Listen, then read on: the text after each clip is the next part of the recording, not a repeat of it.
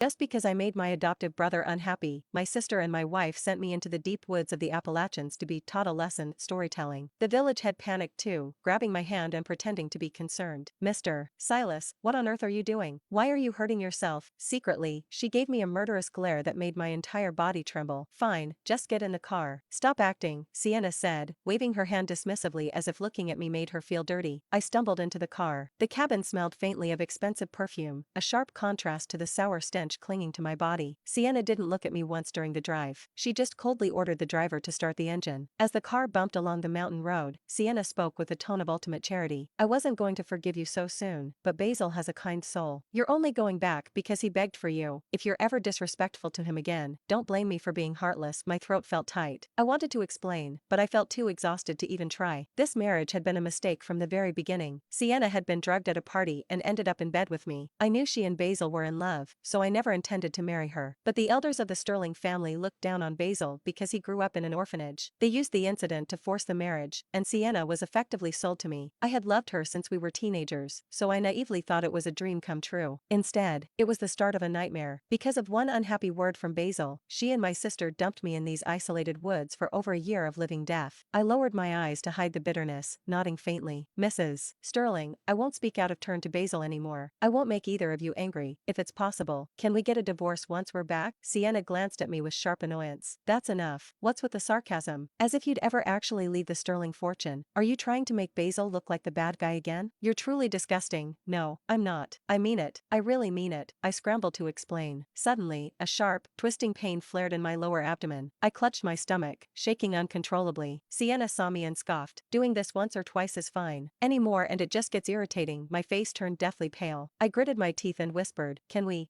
pull over? What now? Please, just stop the car for a second. Sienna ignored me and closed her eyes, acting as if I didn't exist. I couldn't hold it anymore. A warm, humiliating liquid ran down my thighs, and a foul odor began to fill the luxury cabin. I covered my face with my hands, waves of despair and shame crashing over me. During that year of inhuman torture, I had lost all dignity as a normal human being. Sienna caught the scent and her high heel slammed into my side. Silas, you're filthy. You couldn't even hold it like a civilized person? The pure hatred in her eyes was no different from the villagers, but it hurt 1,000 times more coming from her. I curled myself into a tight ball, repeating in a low whisper, I'm sorry, I'm sorry. Sienna wanted to keep shouting, but the driver spoke up hesitantly, ma'am, let's just get home. Something is wrong with Mr. Silas. It was then that Sienna noticed the spot where she had kicked me. Blood was beginning to seep through my thin pants. She froze, falling into an eerie silence for the rest of the trip. 2. We drove in silence all the way back to the villa. Basil was sitting on the living room sofa playing video games. When he